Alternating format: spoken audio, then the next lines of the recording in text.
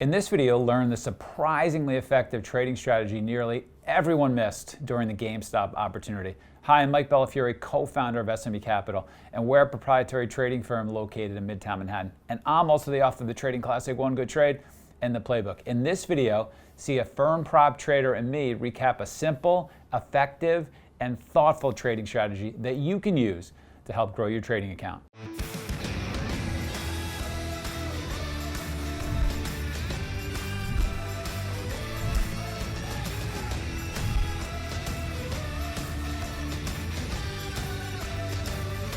This was a trade I took back during all the GameStop kind of madness, and this was a inverse correlation trade between like the short interest names and the overall market. And I used SPY as my vehicle for the overall market, and then GME for the short interest names, as that was the leader and kind of the hottest story at the time. So Sam, are you trading SPY or are you trading GME?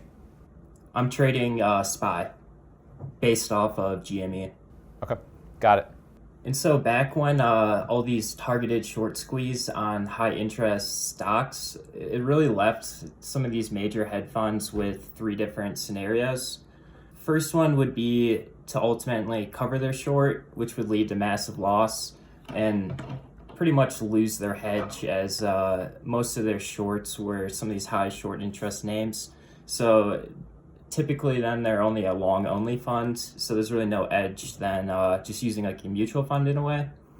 And then the other option would be protect their shorts using like options and derivatives, but this is super expensive, so this is going to significantly drag down their returns, as well as just be kind of like a big cash hole in their pockets. And then the last option, which is pretty much my main focus of this trade, is to raise cash, and you could use outside investors, but really the best way to do this is to sell some of their best positions, ultimately to finance the drawdown. And then a stat a lot of people have been talking about after kind of that 2-week period with the short interest names was this VAR, or value at risk. And then you can look at this graph and you can see when all these short interest names started to squeeze, the VAR had a huge shock, hitting 10 in both directions. And VAR is just a metric to calculate potential losses within the long short portfolio. And that's based on historical price movements. So you could see this spiked right around the same time GME was at $300, $400, $500. So it's kind of calculating risk based off of those past movements. And then another thing was in their portfolio, a lot of these shorts were outperforming their longs. So really their hedge was just kind of destroyed in that term, where they're losing money essentially on both sides. And then just another stat was the volatility doubled in 50 stocks in the Russell 300. And then going off of that last point I touched on regarding like raising cash by selling positions, another term for that is just deleveraging, and we saw this on a mass scale. So a lot of these funds that were under pressure were forced to counter their losses, and to do that they really just had to reduce their gross exposure across the board, which pretty much means just selling their longs and covering their shorts. And the markets they mainly focused on doing this were leaders, but the most important part was very highly liquid names such as Apple, Amazon, and SPY. And this graph illustrates that pretty well, where it kind of shows, so these are the most shorted names on the top, and then this is the Goldman Sachs VIP holding, which is a lot of the hedge funds' major holdings. I got to ask, and I don't think there's a right answer to this, but I'm curious. So you're doing something super sophisticated here, right? Yeah. I mean, you are 2 steps ahead of what most people are thinking about at this time, who are trading GME and AMC and BBY and NAKD and all of those runners. which is you're saying, I'm not going to play in that space because it's too volatile, but there should be overall selling in the market because sophisticated hedge funds need to raise capital. And so I think some of these liquid names are going to get sold off. And your thought process is super sophisticated. So really well done there. And I love how you're thinking through this. So I'm in no way discouraging you from doing this. Huge applause from me for thinking through this. And my sense is if you're going to think through other trades like this, there's going to be some super trades you make going forward. Really, really well done. In this case, I just wonder, and I wonder if you thought about this, because GME and AMC and BBBY were so in play, was it worth it for you to be so sophisticated, to be so savvy, and play your game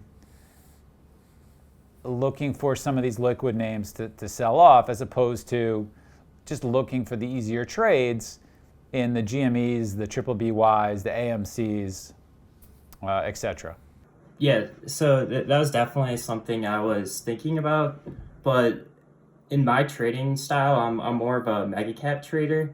So just in terms of keeping my risk in check and also cost-wise, not having to pay for expensive locates.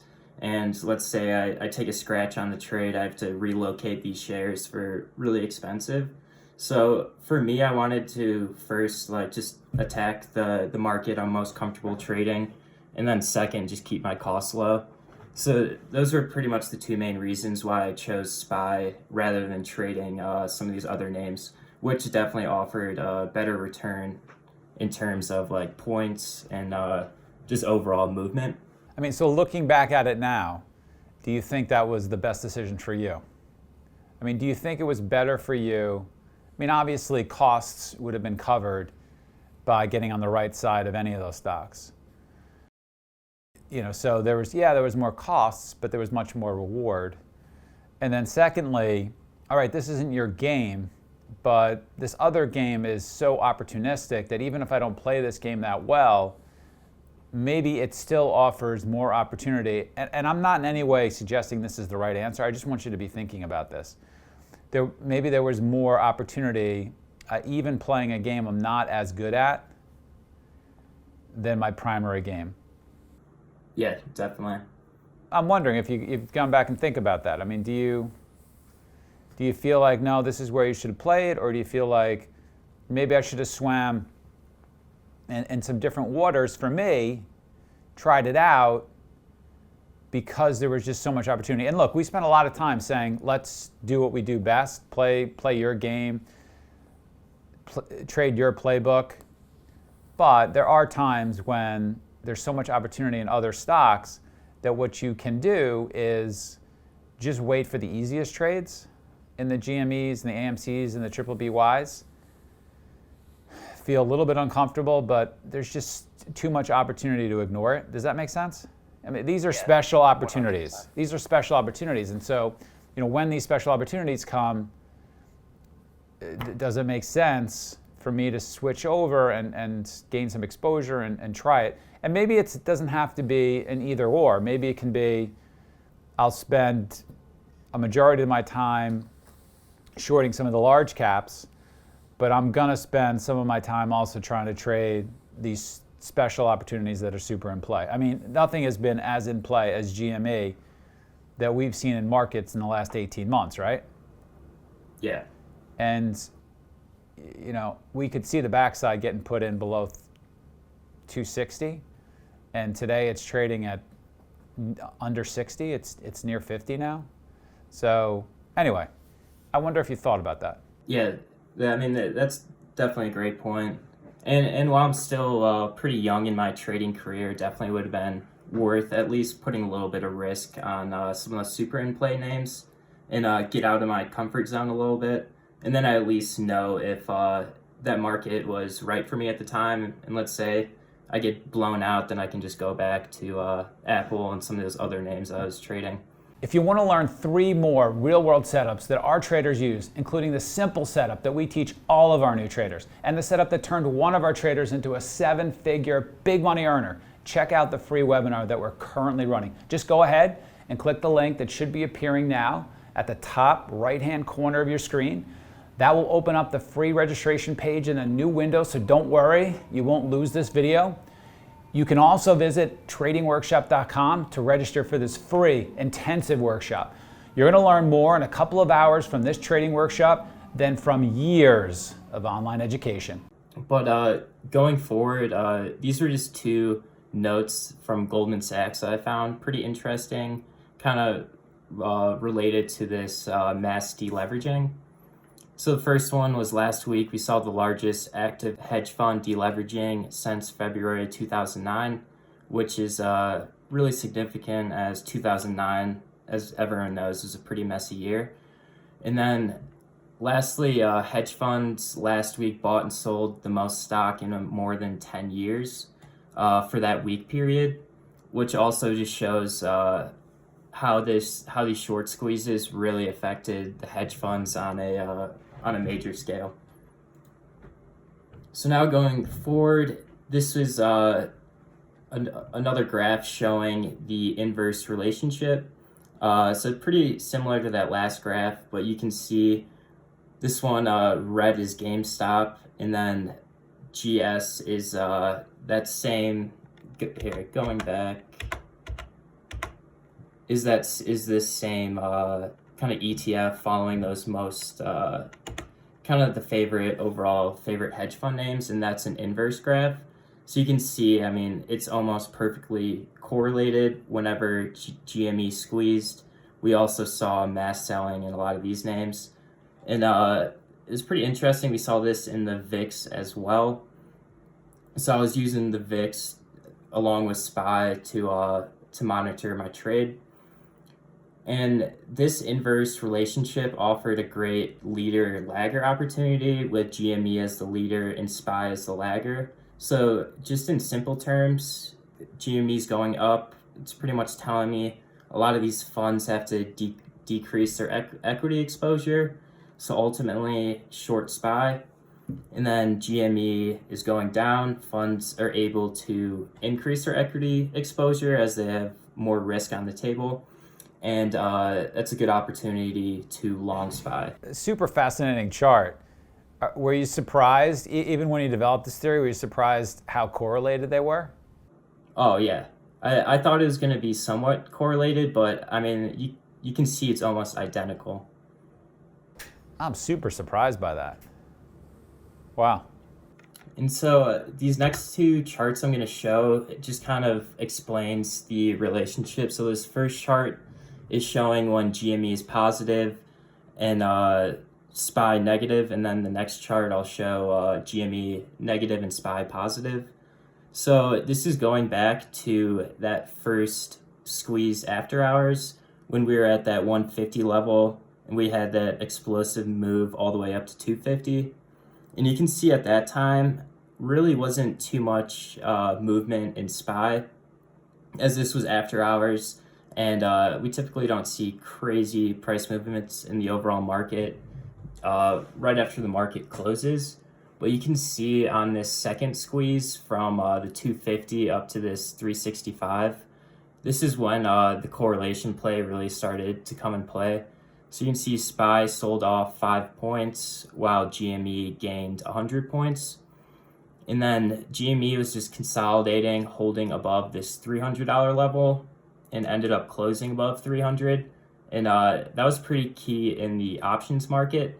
So you can see at the end of the day, as GME was holding above this 300 level and it was looking like it was going to close 300.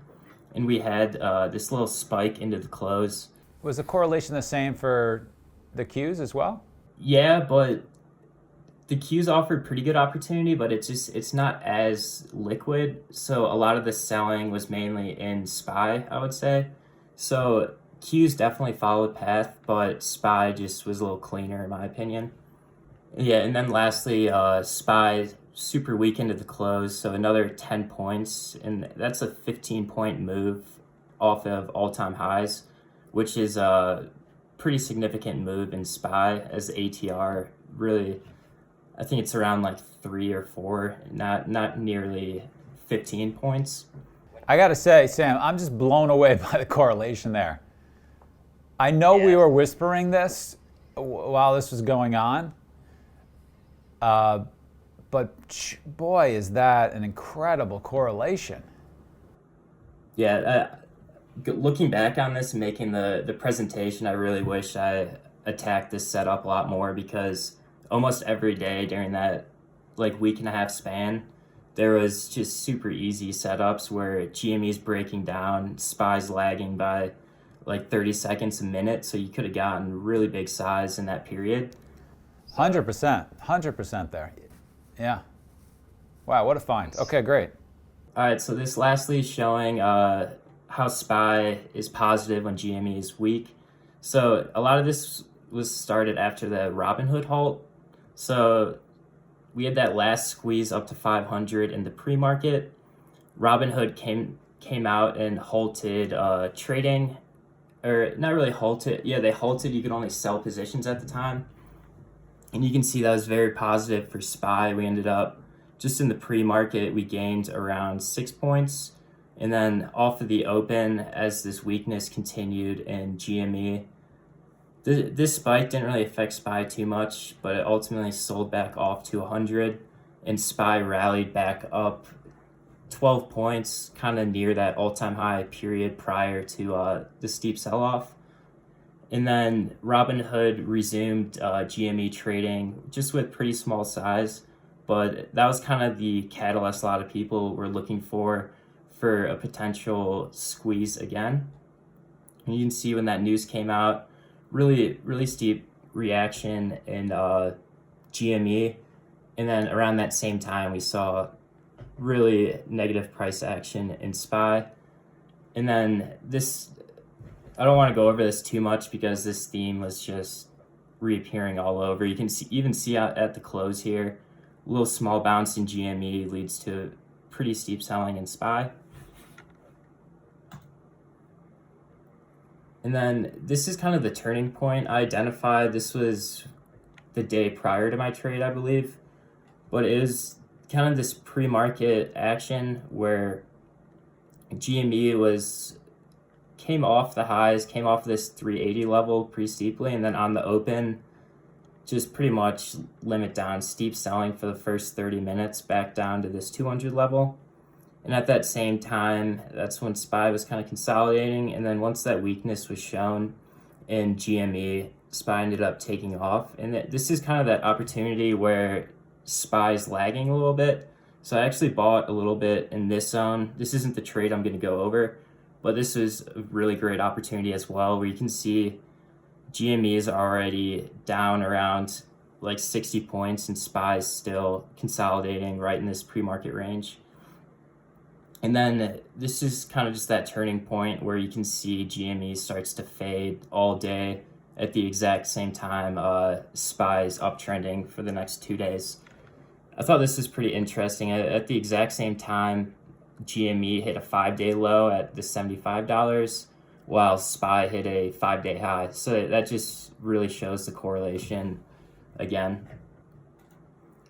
So now going into the trade I took, this was a great opportunity. So this was following a lot of the madness and a little cool-off period. So we had a 2-day consolidation zone. This is SPY on the left side and GME on the right side. You can just see how nicely these charts pair. Like if I were to just flip this inverse, it would look almost the exact same. So coming into this, I spotted kind of an if-then trade with SPY as my vehicle and GME as the driver for the trade. So just going into the setup, it's a simple consolidation breakout, which you can see we have really nice range in both of these. So it's going to be really clear to spot when that breakout happens. The drivers, the inverse correlation, and just the trading plan is to get long SPY if GME breaks down from this consolidation with significant volume and starts to hold below this $80 level, which is pretty much the low of the consolidation. this $100 level is pretty key. That's what I was watching as well. But on the flip side, if GME started to gain strength in this consolidation period, which I really wasn't looking for that much, because at this point the story was pretty much dead. This thing was most likely going to fade, but I wanted to keep the opportunity open just in case. And it was to short SPY if we saw a breakout above this 120 with volume and a sustained move back up to this like $200 level, then I would short SPY on a breakdown of this consolidation. So now going into my trade, this is the following day.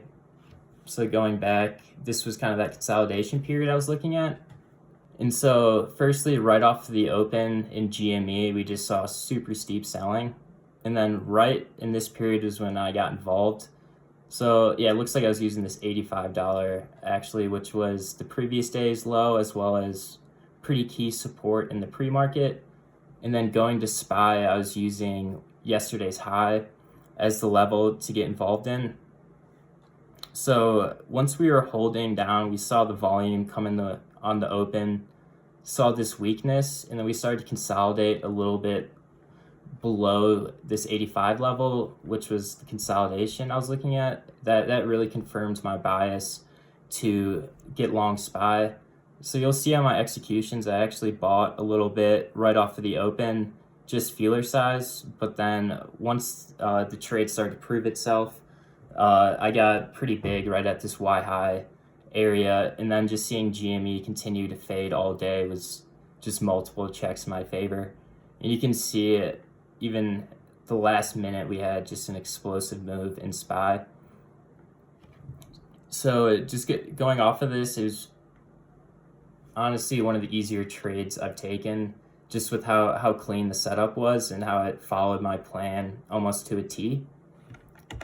So going into my executions, you can see I bought my first tier just pretty much right off the open. I think it was after the first 3 or 4 minutes in this consolidation, and I was just risking this off of a pretty nice pre-market support we had.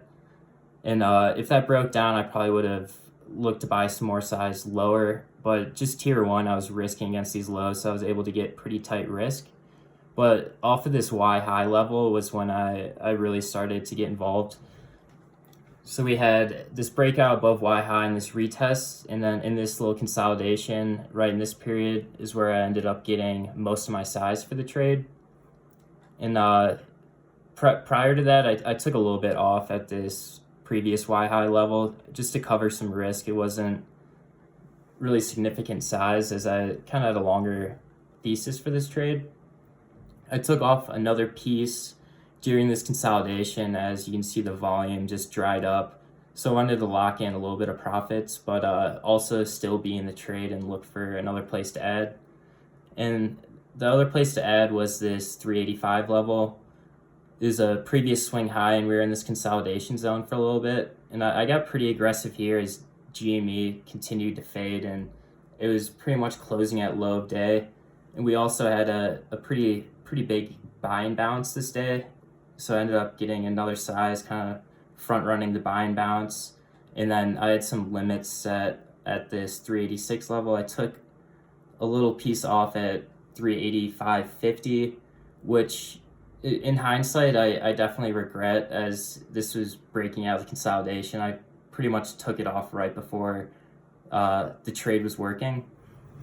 But I didn't feel too comfortable holding that big of a core into the after hours, so I definitely wanted to take some profits there. And I got my last exit at this 386 level. So now just going into the recap of the trade. Definitely a great edge in this setup, finding a recurring pattern. Some of my best trade setups are based off of kind of these correlation patterns.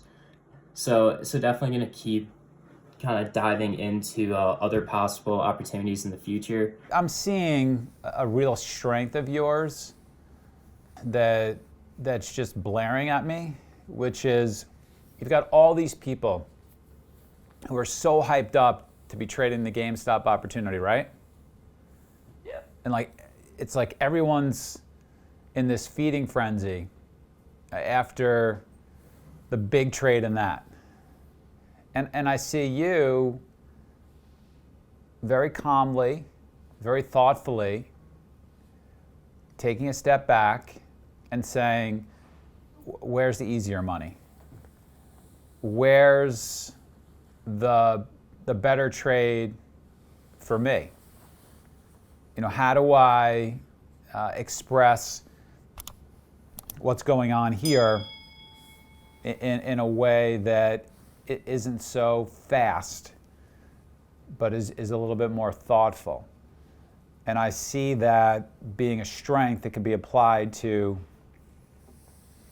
a lot of different types of opportunities, not just in this GameStop opportunity. For instance, right now, what's the big frenzy? What's everybody talking about right now? It's like CNBC has gone from 24/7 talking about GameStop, and the central media has gone from 24/7 talking about GameStop to talking about what right now? Bitcoin. Yeah, and so is there another way where you can take a step back, thoughtfully, Graham is doing this a little bit, thoughtfully find a way to use your strengths to participate in this opportunity? And I suspect you don't really like hit and run trading as much as maybe Max does. I think you probably like things that are steadier and slower. Is that an accurate statement? Yeah, I would definitely say so. And so you're playing to your strengths. So yeah, it's really important to see that as a strength. And I see you being able to apply that to lots of different types of trades. The SPACs are pretty hot as well. The marijuana stocks are super strong right now. Are there some lesser known marijuana stocks right now that haven't caught a bid yet that you can go study that are going to catch a bid and you can get in on them? That's a super effective way to attack trading. Definitely. I mean, right now with so many different markets being hot, I think you touched on Graham with the Bitcoin. He does a great job trading Riot and Mara as kind of a leader-lagger correlation trade, and that's definitely something I want to dive into. And that's also a good point with some of these marijuana names, as that's kind of seems to be the next hot story. I mean, definitely has been the story this week, and if that trend continues, definitely worth looking into. And then going off of this, so this is kind of what we touched on earlier for just getting a better return about you bringing up just trading GME rather than going through and trading SPY. Kind of on the flip side of that is looking at some of these big names such as Apple. So I could have went through and I kind of identified the sector with the most relative strength or weakness at the time. And let's say that's XLK or technology that's leading in the pre-market first 15 minutes. Just go through and find some of those most liquid and highest institutionally owned names. So Apple would have been a great vehicle for this. I know this caught a pretty nice bid that day as well. Not nearly as strong as SPY, but definitely something I was looking at. And then this trade also had great overnight swing potential because we ended up closing high a day. We ran in the pre-market, and then the next day we also had pretty much a vertical day. So definitely could have done a better job holding a core and adding onto the position in the pre-market or after hours that following day to have a pretty solid average price and kind of continue to trade. And then the last thing I want to touch on is just going back to this trade. It seems like everyone was super interested on the correlation to the short side. So I'll just go back to this. I saw some stuff on Twitter about some people taking some of these trades to the short side, but it didn't really seem like anyone was focused on the long side of this trade for the correlation, which was a little iffy for me coming into this trade setup, but ended up working great. So I wanted to bring that up as well to definitely look for both long and short opportunities when you have a correlation, and just not only be focused on kind of SPY breaking down if GME keeps running. But yeah, that's all I have for you guys if you have any questions. Oh, we appreciate that. So we've got a special guest with us right now, Sam, who would like to give you a little bit of feedback on this trade. We got Luke Bellafiore, our special guest in the building today. And Luke, you have any feedback for Sam? Congratulations, Sam. Is that what it was? Thank you, Luke. Pretty good trade. Mm-hmm. Luke, when are you going to start trading? Are you on the demo account? No. Luke is working on playing for the New York Yankees first.